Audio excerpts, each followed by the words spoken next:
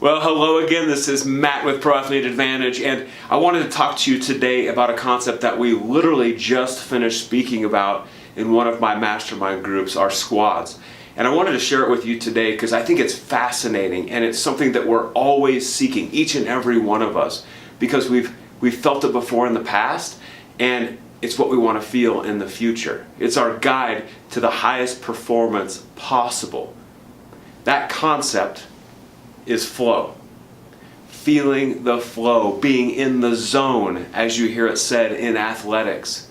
But in every area of life, and I'd ask you this question, when in your past have you felt like you are in the flow, like you are in the zone? When was that for you? Was it sometime in athletics, in your career, working on a project? Was it when you spent time with your family? What was that situation for you? You see, when I think about this concept of flow, I am automatically taken back to my baseball days. And I remember vividly some swings that I took, not only in high school and college, but over when I played in the Bundesliga in Austria, where when I swung and hit that ball, I hit it so perfectly. I was in this zone where I felt it happen perfectly. And when you hit a baseball perfectly, it's hard to describe. You don't hear anything. There's not a sound. It's just this feeling, and you know that you've hit the ball perfect, right on the button. And so there's those circumstances from my athletic past. I think of my business career when I'm working on something and I'm so focused on it, I'm in the zone, right, where time just seems to disappear. It may speed up, it may slow down. I feel completely in control, unbelievably confident. There is nothing in that moment that will distract me from being successful. That's what being in the zone is about. So I wonder what that is for you. Now, if you study this concept and you look at this scientist, Csikszentmihalyi, who's famous for it, started studying it back in the 1960s. He was actually searching for the meaning of life and to define happiness and how we're more happy. Because when we're in this state of flow, he says that we are our happiest. That is the meaning of life. So the question starts to become now, how do I put myself more in that state? Because it can be done if we prime our environment.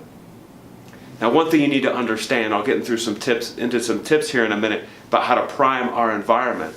But if you look at the studies, if you study anyone who's written about being in the zone or flow, you'll find that what happens, you enter flow when the challenge you're facing perfectly matches up to your skill set. Right? So your highest ability is reaching that challenge. So if you look at this graph here, looking at the challenge on this left side, challenge is increasing, my skill set down here is increasing. Flow happens at that perfect intersection of those two, where our skill set meets that challenge. So again, the question is, how do I get to this point right here? How do I make sure that I'm entering that state time and time again? So here are a couple tips for you to do this. One is that you start out with doing work that you love. Right? When you take on the challenges, do something that you love, that you are passionate about. Now, a lot of people say that, well, Matt, I've got to do things in my job or at home or in athletics that I don't want to do, that aren't fun. And that's where the second point comes in. Learning to delegate those anti-flow tasks, where perhaps the challenge is too low, or the challenge is way too high, above your ability, like way too high. But it's delegating those to individuals who thrive in that environment. Because you want to be working on the things you love and the things that you know are going to challenge you and push you to a certain level. That's that second tip. The other thing that I find fascinating about this is when I spoke to a sports psychologist friend of mine a couple months ago, I asked her, what is the hot topic in sports psychology today? And her answer was mindfulness. And I said, what? Mindfulness? I thought she would tell me about visualization or positive thinking or something like that. She said, no, mindfulness. It is starting to introduce those practices so we can calm our body, lower our stress level, open up our mind so we are prepared to learn. we are prepared to take on those concepts and integrate them into our lives. I found that fascinating. So another key tip for entering into flow is breathing and mindfulness. It is sitting back before you enter a task, before you take that flow task, something you love, and breathing and lowering that cortisol level and stress level, getting your mind clear of all those other thoughts, fueling your body with that oxygen it needs to perform its best.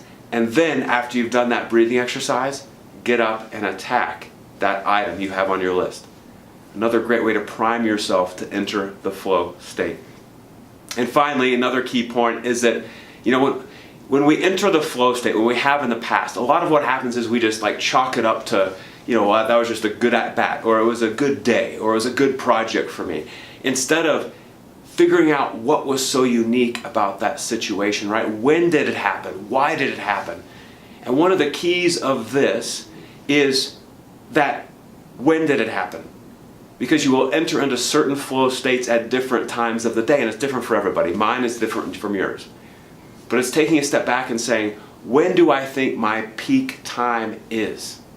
How do I analyze that? And then when I go into those things and work on those things that I love, that are those priorities that challenge me, that match my skill set, those are the times of the day that I'm going to attack that. For me, I find that it happens early in the morning, like 4 a.m. to 6 or 6:30 a.m. And then after my kids go to bed, about 7:30 at night till whenever. I'm in bed by 9:30. So 7:30 to 9:30. Those are when I typically will enter into the flow state from a business perspective. So again, our goal is to enter the flow state more often, and it comes back to priming our environment. It starts with doing work that we love and figuring out what that is. It's in prioritizing things, delegating those anti-flow tasks that are going to drain our energy, right, that we don't want to do. Knowing that for you entrepreneurs out there, I know you're saying you have to do everything, and that's okay. But over time, we figure out how to delegate those tasks. And then finally, it's about breathing, creating that mindfulness space, and starting to work on those tasks during our peak time. More of the flow state equals more happiness, more fulfillment. And so let's start priming our environment and recording when we've been in flow so we can replicate that over and over again. Please leave me comments below. I'd love to hear what you think about this. I'd love to hear about times that you entered into the flow state. Please write me about what comes into your head when you think about that, whether it was athletics or business or whatever. I'd love to hear about those. Have a fabulous rest of your day. Can't wait to see your comments. And as always, don't hold back.